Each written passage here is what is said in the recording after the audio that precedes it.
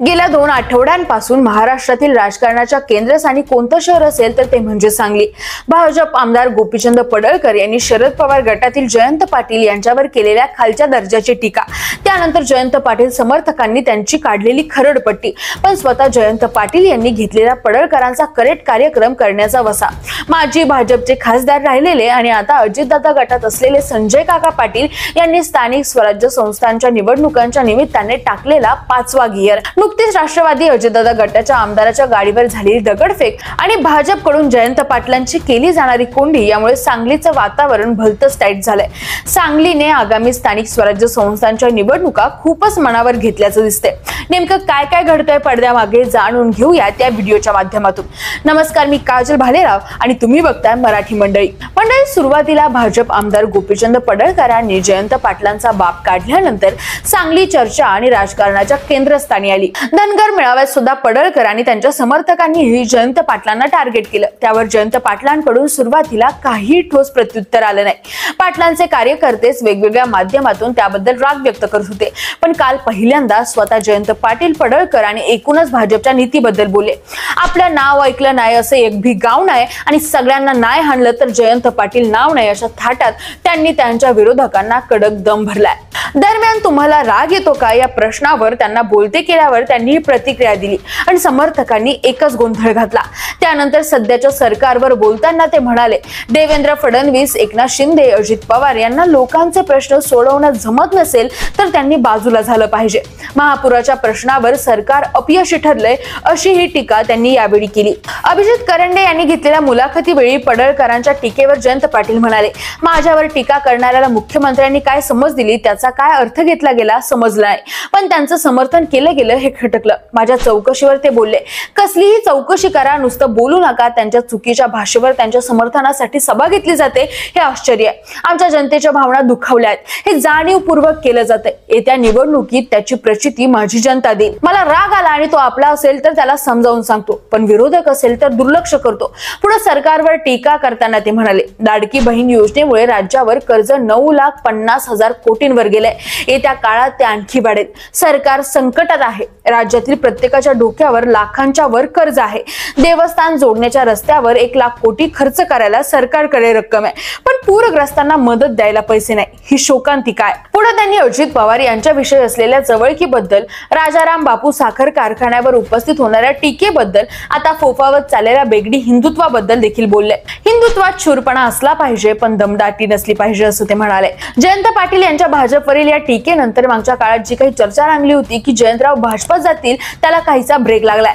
खरं तर सांगलीत मध्यंतरी अशीही चर्चा रंगली होती की भाजपने गुप्तपणे जयंत पाटील यांना आपल्याकडे आणण्याचा प्रयत्न केला होता, जेणेकरून त्यांच्या समावेशामुळे पश्चिम महाराष्ट्रातील राष्ट्रवादी प्रबळ क्षेत्रात महायुतीचा झेंडा फडकवता येईल।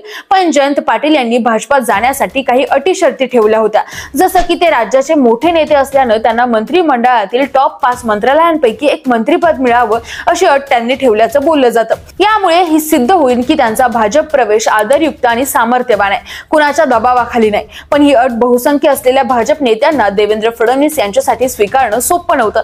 यामुळे भाजप पाटलांना मॅनेज करू शकला नाही असं बोललं जातंय।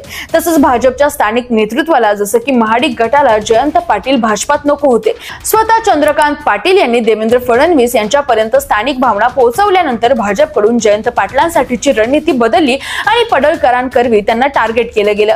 पण जयंत पाटील सावधपणे व्यक्त झाले। आता येत्या स्थानिक स्वराज्य संस्थांच्या निवडणुकीत जयंत पाटलांवरची टीका भाजपला जड जाऊ शकते असं बोललं जातंय। दुसऱ्या बाजूला आता भाजपकडून घर वापसीसाठी संजय काका पाटलांना सुद्धा रेड सिग्नल दाखवण्यात आल्याचं बोललं जातंय। लोकसभा आणि विधानसभेतील पराभवानंतर संजय काका पाटलांना भाजपमध्ये घर वापसीचे वेध लागल्याची चर्चा सुरू आहे। पण चंद्रकांत पाटील म्हणाले, संजय काकांच्या पुनर्वसनाचा निर्णय अजित पवार यांच्यावर अवलंबून आहे। आता अजितदादा महायुतीत असल्याने ते शक्य होणार नाही। यावर संजय काका म्हणाले, आईच्या पोटातून जिगर घेऊन आलोय, पदासाठी कोणाच्या दारात जाणार नाही। कार्यकर्ताच माझा पक्ष आहे, माझा पक्ष गट नक्कीच नाही, पण कार्यकर्त्यांसाठी येणाऱ्या स्थानिक स्वराज्य संस्थांच्या निवडणुका ताकदीने लढणार। एक मात्र नक्की आहे, जयंत पाटील व संजय काकांची सांगलीत अफाट ताकद आहे। सांगलीतील राजकारण अजूनही नेतृत्व केंद्रित आहे। लोक नेत्यांवर जास्त विश्वास ठेवतात, पक्षावर नाही। त्यामुळे आगामी निवडणुकांची रणधुमाळी पाहण्यासारखी असणार आहे।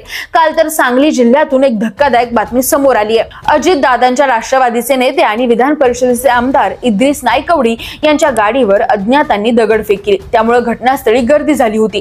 दरम्यान दगडफेक करत अज्ञात पसार झाले। आगामी जिल्हा परिषद, नगरपालिका, नगरपंचायतच्या निवडणुकीच्या पार्श्वभूमीवर राष्ट्रवादी काँग्रेसचे आणि उपमुख्यमंत्री अजित पवार यांच्या गटातील विधान परिषदेचे आमदार इद्रिस नायकवडी हे सांगली जिल्ह्याच्या दौऱ्यावर होते। आमदार आपल्या दारी या राष्ट्रवादी काँग्रेस पक्षाच्या अभियानाचा आमदार इद्रिस नायकवडी यांचा मिरज तालुक्यात दौरा सुरू होता। रोज 5 ते 6 गावांमध्ये इद्रिस नायकवडी हे दौरा करतात। सांगली जिल्ह्यातील ग्रामीण भागातील दौरा आटपून पुढील प्रवासासाठी ते मिरज तालुक्यातील जानराववाडी ते बेळंकी रोड वरून प्रवास करत होते। या प्रवासात असताना जानराववाडी गावाजवळ काही अज्ञात तरुण वाहनांच्या आडवे आले। याच तरुणांनी आमदार नायकवडी यांच्या गाडीवर दगडफेक केली। सुदैवाने यात कोणीही जखमी झालं नाही, मात्र गाडीच्या मागील बाजूच्या लाईटचे किरकोळ नुकसान झाले। दगडफेक करणारे दोघे जण तिथून पळून गेले। त्या ठिकाणी नागरिकांनी मोठी गर्दी केली होती। या परिसरात काही काळ तणाव निर्माण झाला होता। इद्रिस नायकवडी यांच्या रूपाने मिरजेत अल्पसंख्याक नेत्याला पहिल्यांदाच विधान परिषदेवर प्रतिनिधित्व करण्याची संधी मिळाली आहे। सांगली जिल्ह्याला इद्रिस नायकवडी यांच्या रूपानं 12वा आमदार मिळाला। याआधी 8 विधानसभा आमदारांसह अरुण लाड, सदाभाऊ खोत, गोपीचंद पडळकर हे 3 विधान परिषद सदस्य म्हणून हे जिल्ह्यातून गेले आहेत। सदर दगडफेकीच्या घटनेवरून सांगली कशी पेटली हे तुमच्या लक्षात आलंच असेल। तुमचे यावर काय मत आहे? कमेंट करून नक्की सांगा आणि मराठी मंडईला सबस्क्राईब करायला विसरू नका। धन्यवाद।